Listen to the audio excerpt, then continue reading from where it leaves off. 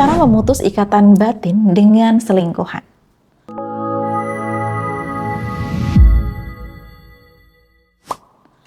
Assalamualaikum warahmatullahi wabarakatuh. Apa kabar Bunda?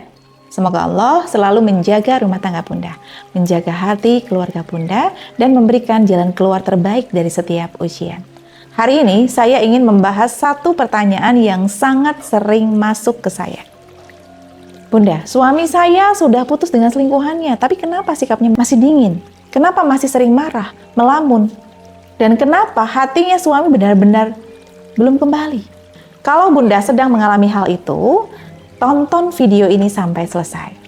Karena hari ini saya akan membahas bagaimana cara memutus ikatan batin dengan selingkuhan.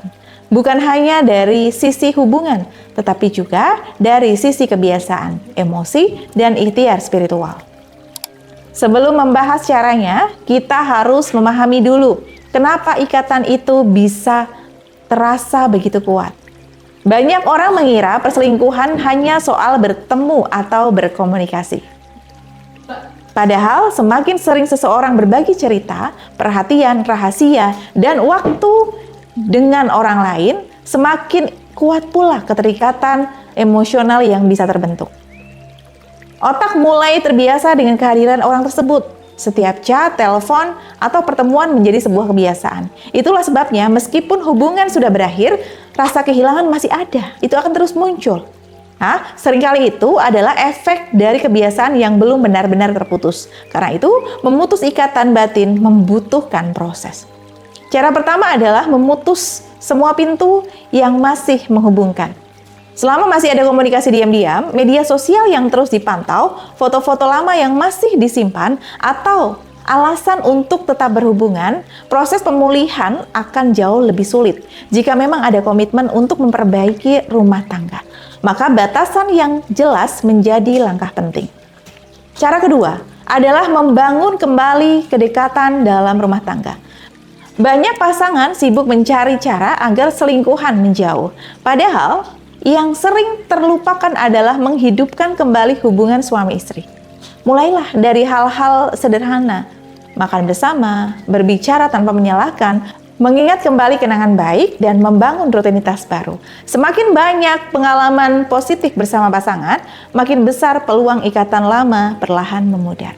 Cara ketiga adalah berhenti memberi makan luka dengan pikiran yang sama setiap hari. Saya memahami itu sakit Bun ketika dikhianati.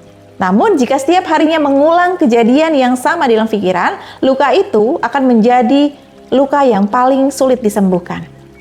Bukan berarti melupakan begitu saja, tetapi perlahan belajar mengarahkan perhatian pada langkah-langkah yang bisa dilakukan hari ini.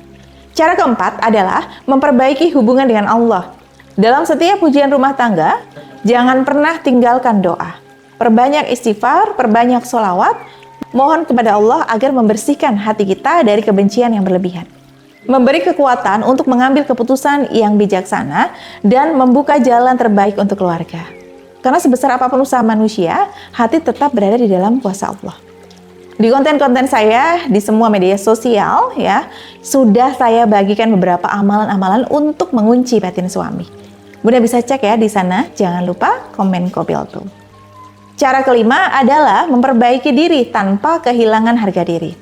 Sebagian istri merasa dirinya tidak cukup cantik, padahal perselingkuhan tidak terjadi karena kekurangan pasangan. Karena itu jangan menghukum diri sendiri. Rawatlah kesehatan Bunda, rawatlah penampilan Bunda, rawatlah hati Bunda.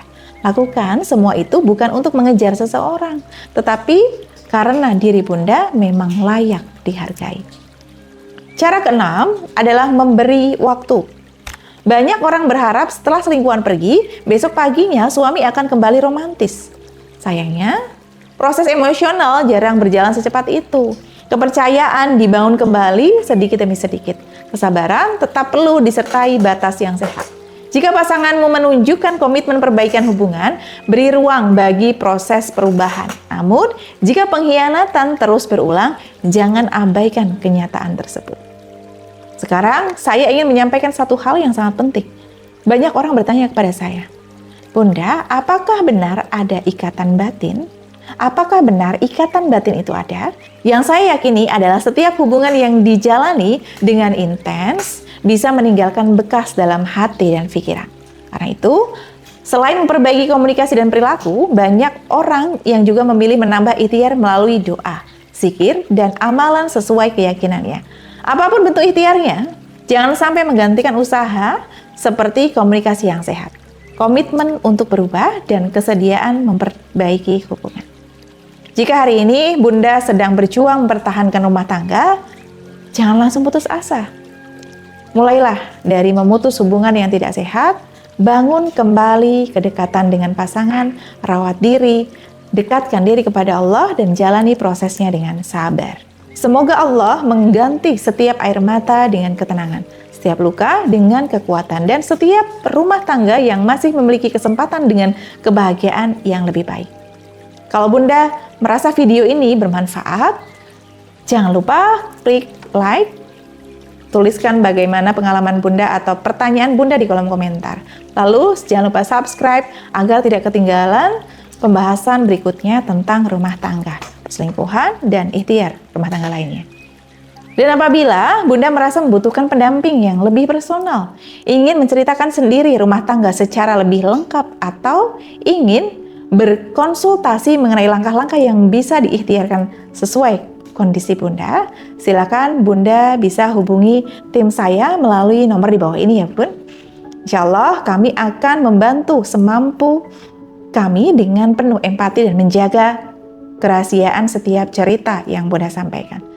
Saya doakan semoga Allah menjaga rumah tangga Bunda, melapangkan setiap kesulitan, dan memberikan keputusan terbaik untuk kehidupan Bunda dan keluarga.